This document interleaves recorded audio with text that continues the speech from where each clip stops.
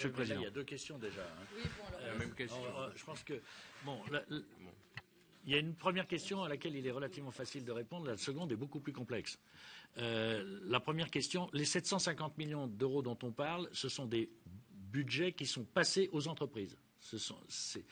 L'ONERA, le CNES, l'Institut Saint-Louis, les organismes de recherche publics sont en dehors de ce budget de 750 millions.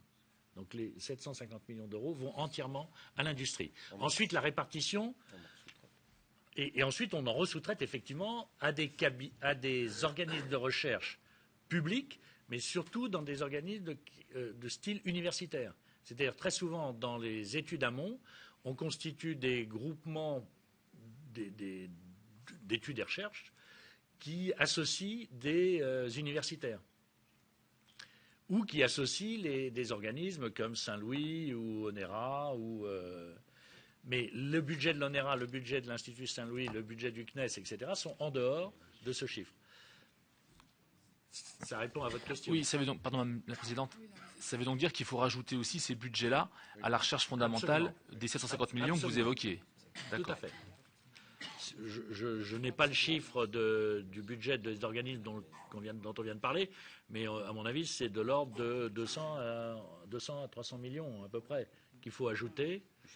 Hein, avec, c'est 1 milliard. À peu près, c'est 1 milliard au total, entre ce qui est sous-traité à l'industrie privée. Mais ce qui est sous-traité à l'industrie privée, il y en a une partie qui revient au public par la participation des laboratoires de recherche universitaires sur la recherche fondamentale. On est très souvent associé avec des laboratoires de recherche universitaires.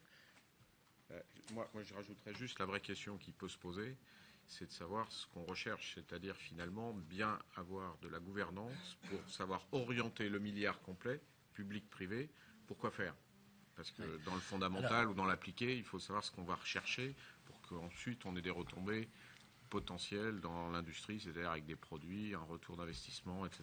Donc, l'important, c'est cette gouvernance. Je vous invite à vous pencher sur cette répartition. Elle est, à mon avis, évocatrice d'orientation stratégique à terme. Aujourd'hui, les 750 millions dont on parle, ou le milliard, si on y inclut les centres de recherche étatiques, par exemple, l'industrie d'armement terrestre n'en reçoit que 50 millions d'euros. C'est-à-dire l'état-major de l'armée de terre ne reçoit sur les 750 millions d'euros que 50 millions d'euros. Je vous rappelle quand même que l'armée de terre, c'est les plus gros effectifs militaires, c'est les plus gros effectifs engagés dans les opérations extérieures. On n'investit que 50 millions d'euros en études amont pour notre armée de terre. C'est très très peu. Je vous invite à vous pencher sur cette répartition. Elle conditionne et elle conditionnera fortement l'avenir de nos industries, mais également l'avenir de nos armées. Alors pour ce qui concerne votre deuxième question, spécifiquement à propos de l'industrie d'armement terrestre, j'appelle de mes vœux depuis de nombreuses années, et je l'ai dit plusieurs fois ici même, à une restructuration, une structuration de notre industrie. Pour l'instant, nous avançons de façon très limitée.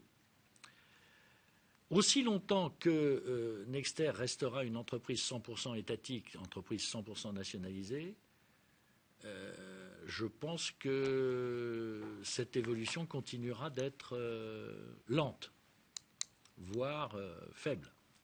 Aujourd'hui, on vient de rapprocher Panhard et Renault Trucks Défense. C'est un pas dans la bonne direction, mais c'est un pas extrêmement modeste. Rapporté à l'ensemble, c'est certes important, mais ça reste modeste.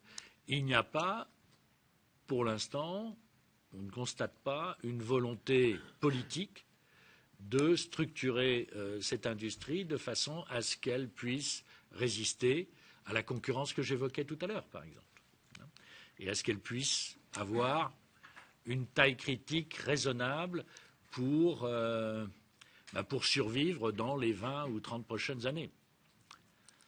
Taille critique qu'on peut comparer à celle de nos partenaires et concurrents allemands, qui, dans le domaine de l'industrie terrestre, d'armement terrestre, ont des entreprises dans la classe de 2 à 4 milliards d'euros de chiffre d'affaires, alors qu'aujourd'hui, nos entreprises sont dans la classe de 500 millions à 1 milliard d'euros. Donc on a un décalage de 2 ou 3 ordres de grandeur par rapport à ce qu'est la taille critique européenne. Je ne parle pas de la taille critique mondiale, américano-britannique, qui se situe plutôt pour l'armement terrestre aux alentours de 8 milliards d'euros. Pour des entreprises comme BAE ou GD ou Lockheed Martin.